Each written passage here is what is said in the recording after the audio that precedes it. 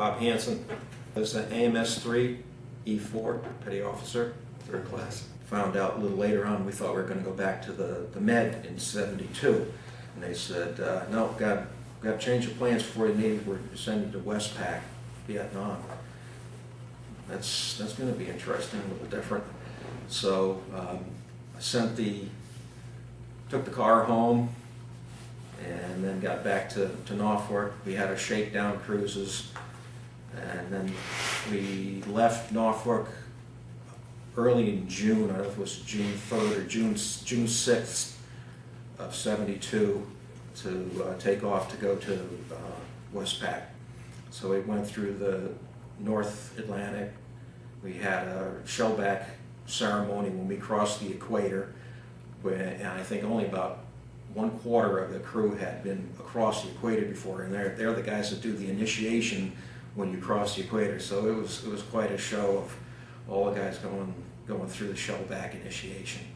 So that was fun. Then we went down around I guess it's Cape of Good Hope, around Africa, up through the Indian Ocean, around Malaysia, down through, and first stop was at Subic Bay in the Philippines to take on more people that were joining us, fuel, weapons, stores, fresh stores, because we had been out there for a month, on our trip getting over there.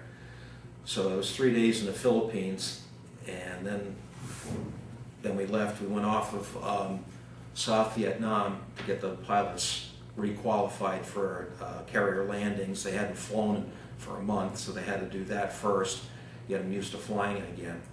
And got into operations. After a few days there, they headed us up north into Tonkin Gulf, and then we started operations, doing our sorties, 12 on, 12 off with the other carriers in the area. I think our longest at line period was 42 days.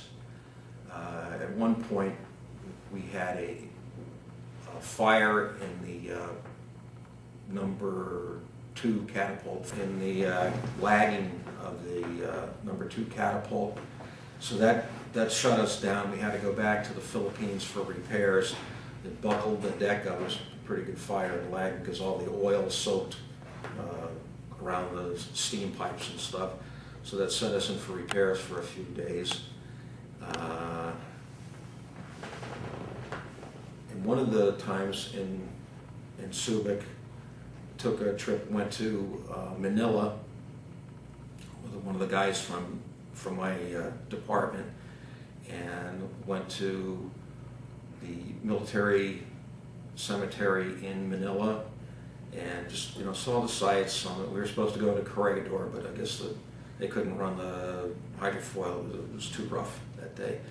But went through all Manila and saw that cemetery there. It was a pretty sobering thing, that all the guys that had died while over there in that war. We got our repairs going. Went back to the line duty in Tonkin Gulf, but long hours. We lost one pilot, got shot down, and that was, for the squadron, it was pretty traumatic. Other squadrons had lost people too.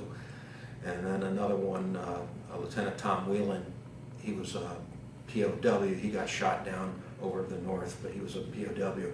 And of course, this was near the end of the war, so he wasn't there very long, which was good for him. And I think about 10 years ago, the groups that search for crash sites and stuff, they found this one site, and it was Lieutenant Steve Musselman. They found his remains, and they were brought back over. And he was one of the pilots that I knew and sent out and stuff.